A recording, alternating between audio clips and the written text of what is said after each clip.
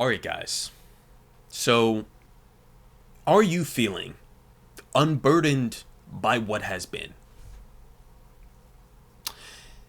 Did you just fall out of a coconut tree? These are the questions that we all need to be asking ourselves right now.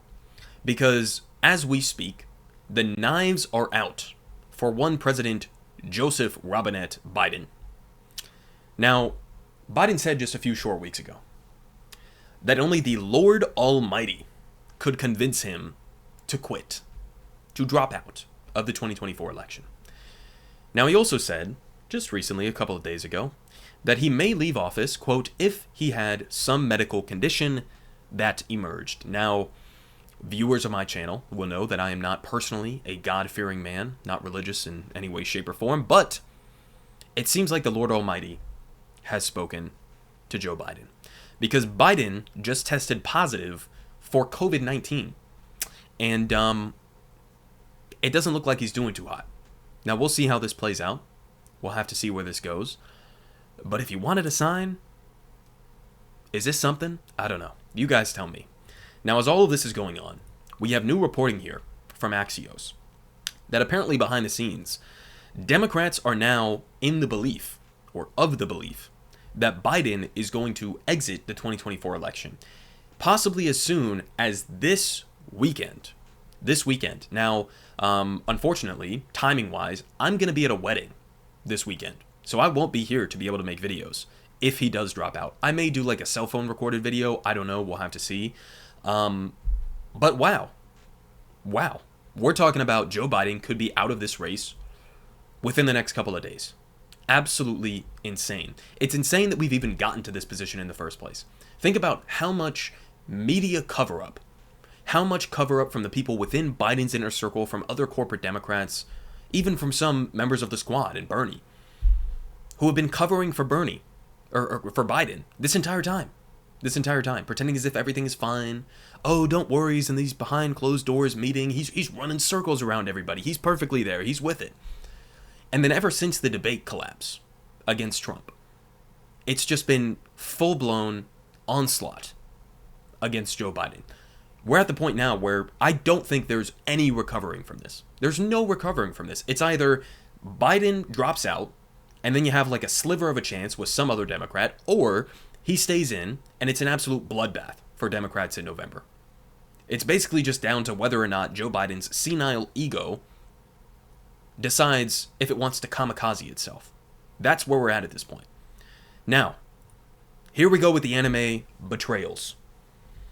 Barack Obama is apparently telling allies that Biden needs to reconsider his re-election bid.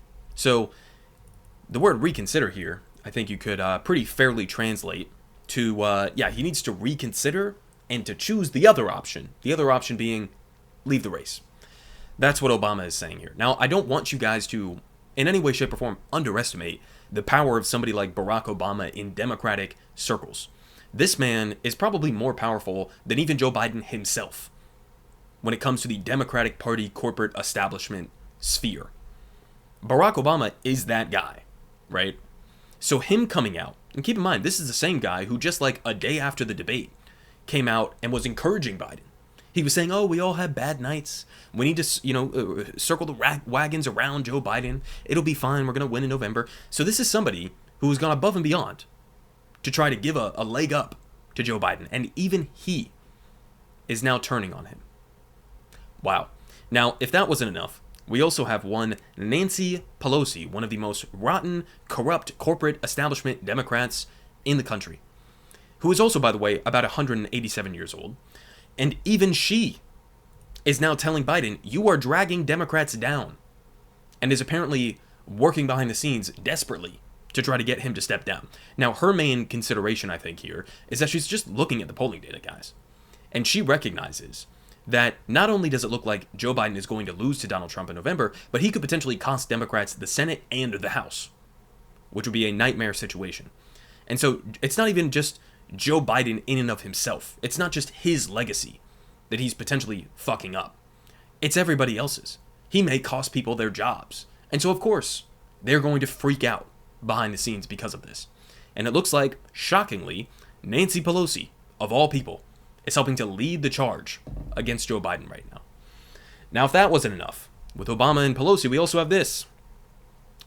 Jeffries, House Speaker, as well as Chuck Schumer, leader of the Dems in the House, or in the Senate, privately have warned Biden that he could imperil Democrats. We also have Representative Adam Schiff calling on Biden to drop out of the race, and it looks like he's being a little bit more specific in his language here, directly calling on Biden to drop out. The rest of them have been somewhat vague, I think because they're trying to protect Biden's fifis, his feelings, to try to give him a window to bow out graciously, right?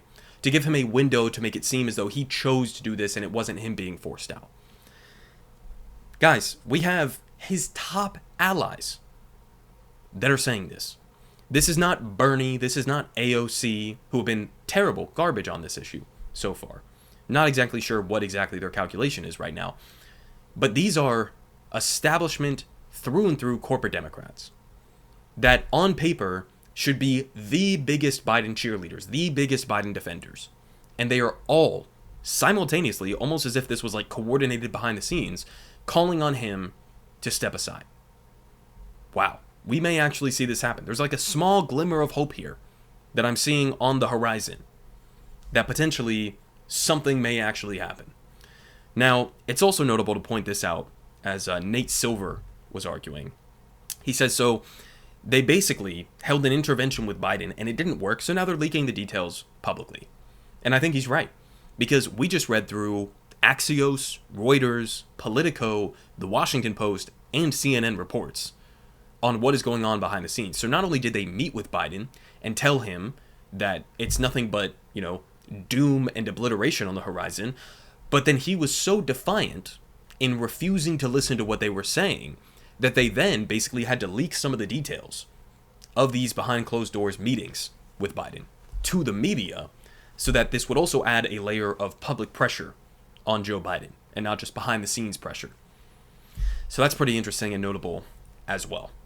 Now, we also have this short little 1-minute clip here, as pointed out by our boy Ken Klippenstein, from Jonathan Karl over at ABC News, predicting some pretty ominous, immediate future here for Joe Biden. Let's listen to this. And I am told that the pressure from Democratic leaders for Biden to get out of the race is intensifying. In fact, one person who has been out there publicly defending Biden told me just a short while ago, Biden is going to see the whole house of cards come down soon. As for that meeting in Rehoboth, Delaware, I am told that this was a one-on-one meeting, just the Senate leader and the president, and that Chuck Schumer forcefully made the case that it would be better for Biden, better for the Democratic Party, and better for the country if he were to bow out of the race. And David, when I went to Schumer's office to ask them to tell them I was going to report this and tell you this tonight, absolutely no denial from Senator Schumer's office. They only said this: Leader Schumer conveyed the views of his caucus.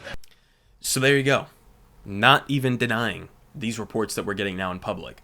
Now, I also think that statement there at the end is kind of notable, because he's saying that Schumer's office basically responded on, the details of this story by saying Schumer was just reflecting the concerns of his caucus, which is exactly in line with some of the other reporting that I brought you guys recently in terms of basically a unanimous position from Senate and House Democrats that Biden has no path forward to victory, right? So they may all be going out and lying to the public and trying to gaslight and to bullshit people and saying everything is fine and we're going to win in November. But behind the scenes, like if you were to give them an anonymous vote on this, then it seems like probably 90, close to 99% of elected Democrats in the Senate and the House would say that Joe Biden should step down from the ticket. So it seems pretty unanimous at this point. Again, I do not see a path forward for Joe Biden. Now, if all of that wasn't enough already, with Obama and Pelosi and Jeffries and Schumer and Adam Schiff, we now got the real big powerhouse here, guys. John Hickenlooper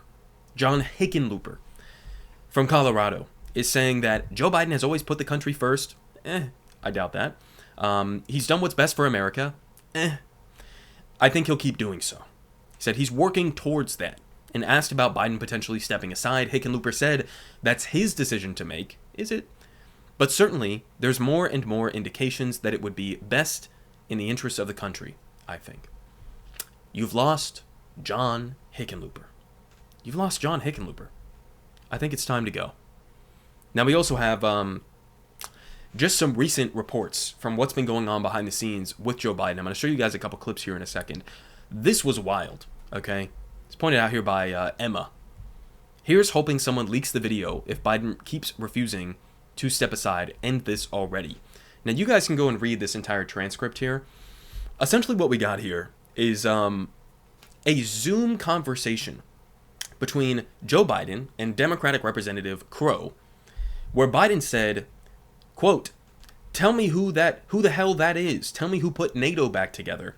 Tell me who did something that you've never done with your Bronze Star like my son." Here we have Joe Biden yelling at a Bronze Star recipient on a Zoom call with multiple elected Democrats, yelling at him for having concerns about Biden's candidacy.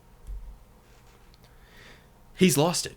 Like, he has fully and completely lost it at this point.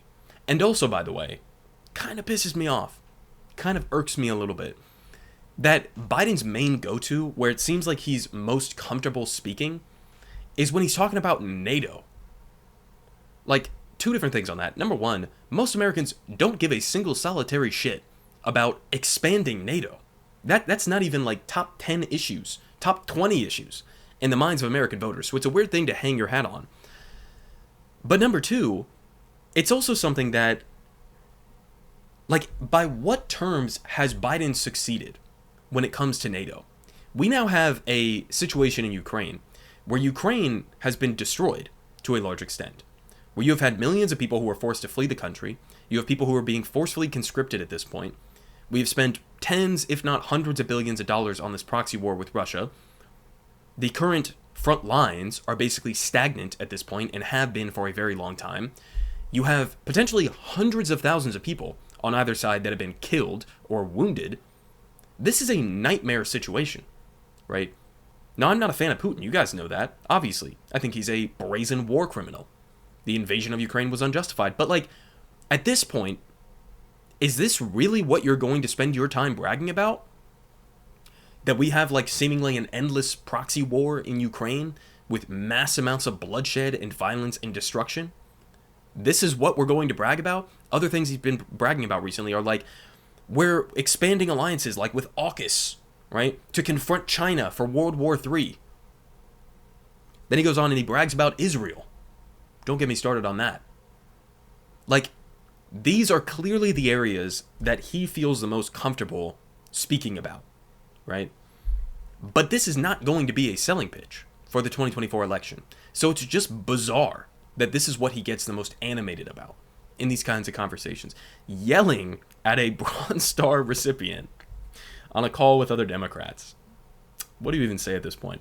Now, a couple of clips here that I wanted to show you guys just from the last couple of days. This is Biden speaking to the NAACP. And he's put forward this recent slate of, it looks like, updated policy goals for his hypothetical second term that isn't going to happen. But it looks like basically, maybe behind the scenes, people like Bernie, people like AOC, other squad members, have been telling him that his only chance of winning is if he aggressively runs with a left-wing economic populist agenda, which at, you know, a fundamental level is something I actually agree with. But he's basically just throwing everything at the wall and seeing what sticks right now and trying to come out with some new policy goals that I don't think he has any intention of fighting for or actually passing, just to try to, you know, do a Hail Mary pass to save himself in this election. Now, one of these policies that he's been floating around is a cap, an annual cap on rent increases of 5%, okay? And he says he's going to get rid of some of these tax breaks that corporate landlords get if they don't abide by that 5% rule. Now, here's Joe Biden in this short little clip. Clearly the teleprompter, went askew. It fucked up in some way. And he gets lost and completely flubs his own policy that he was trying to announce. So here we go. The idea that corporate-owned housing is able to raise your rent $300-400 a month or something, under what I'm about to announce, they can't raise it more than $55.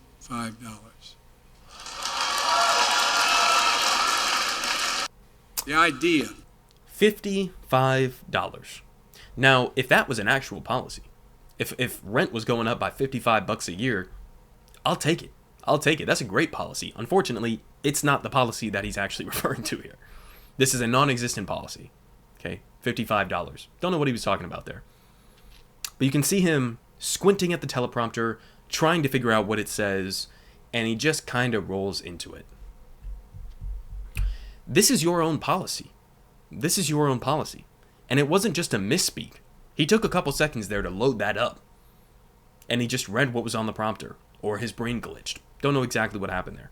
But that's your own policy, man.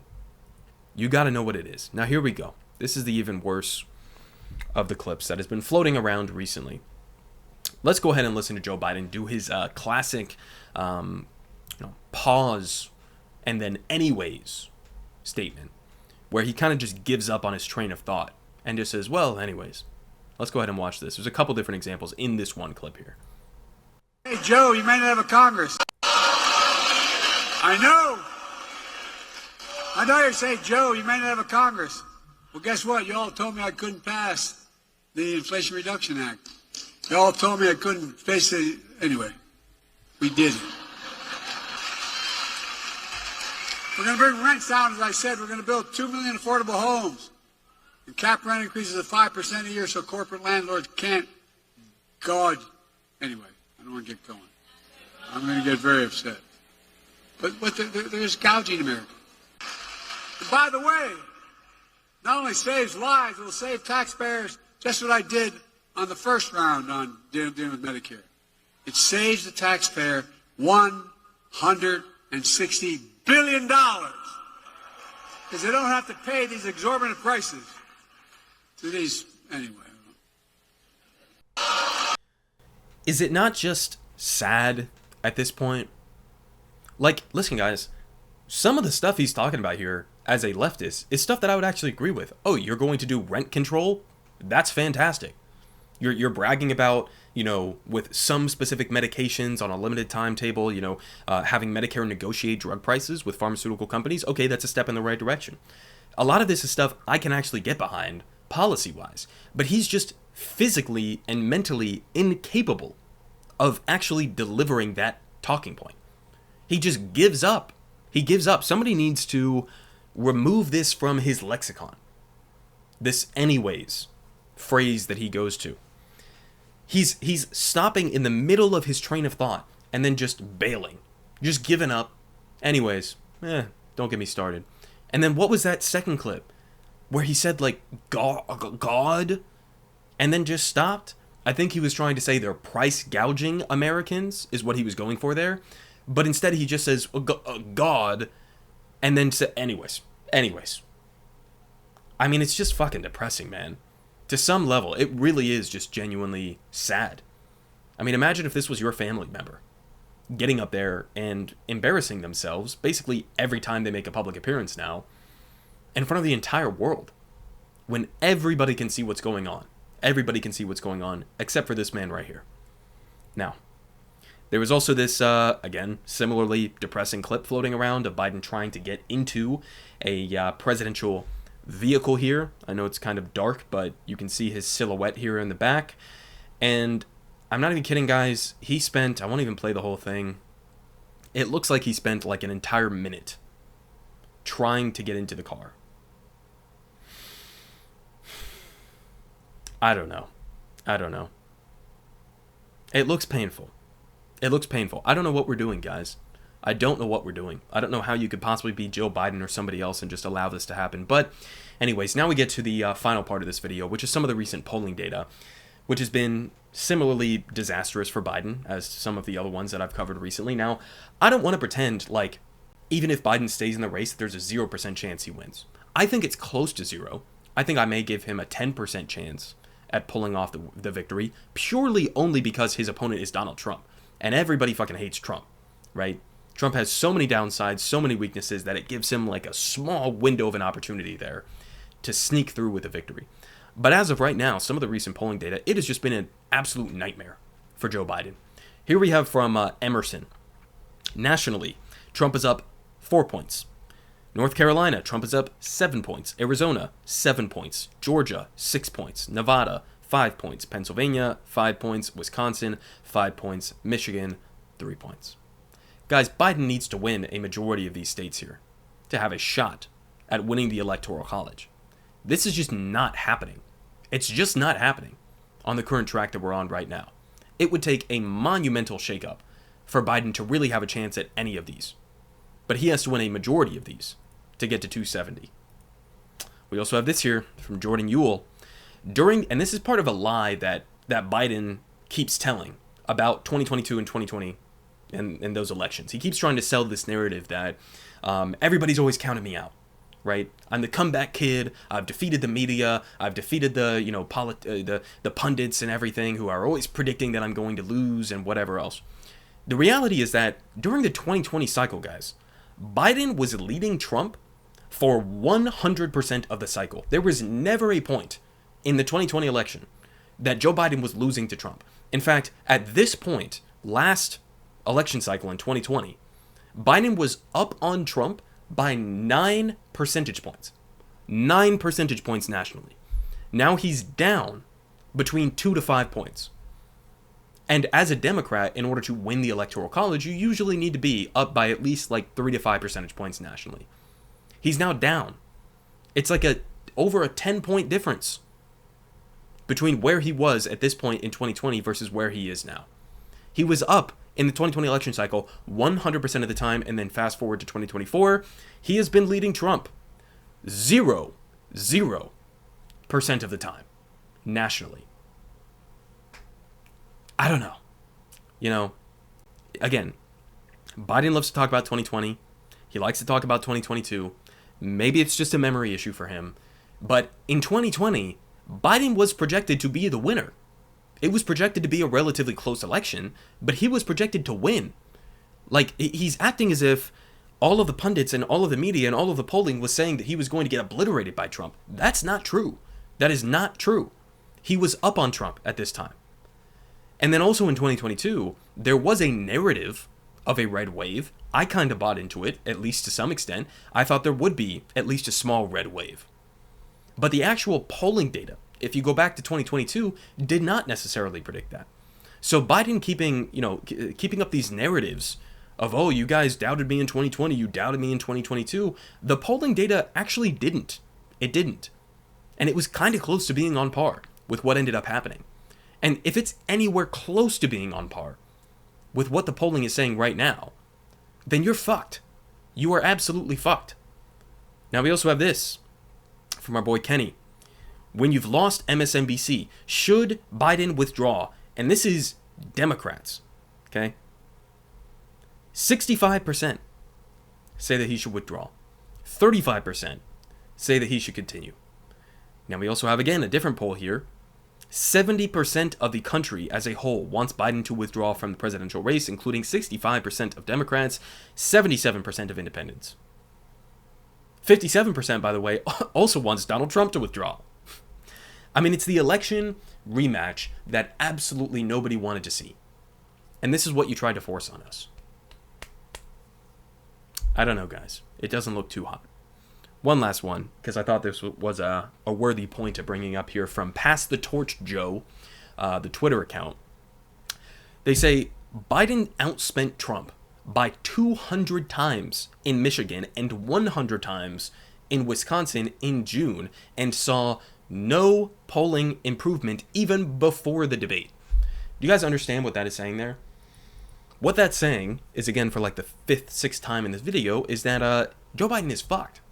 He's fucked. He outspent Trump 200 to 1 in Michigan, 100 to 1 in Wisconsin in the month of June before his disastrous debate performance, before Trump survived an assassination attempt.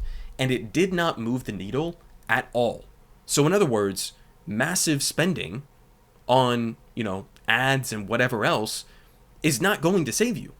There is nothing at this point that can save Joe Biden. What is going to make up the gap?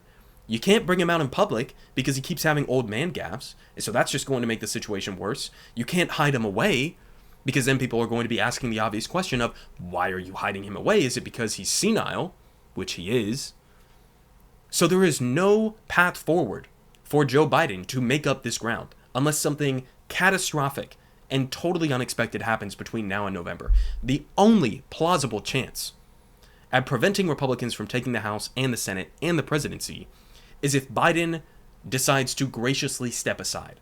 Even if it's not gracious, even if there's some chaos at the DNC, right? Which I'm going to be at, by the way.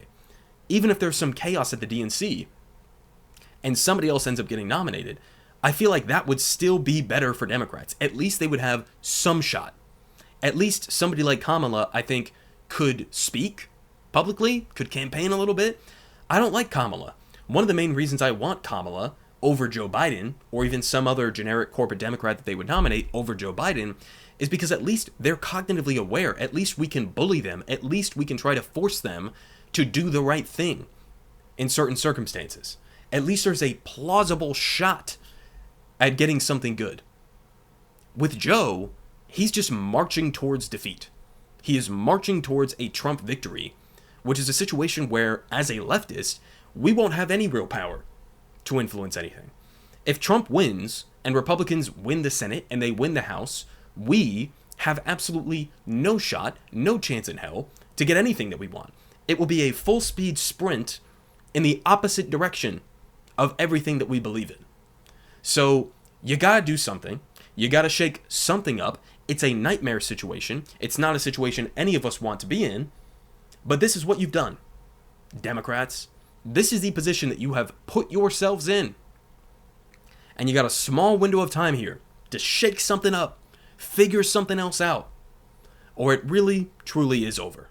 Politic guy has the best politics. Believe me, no one does it like him.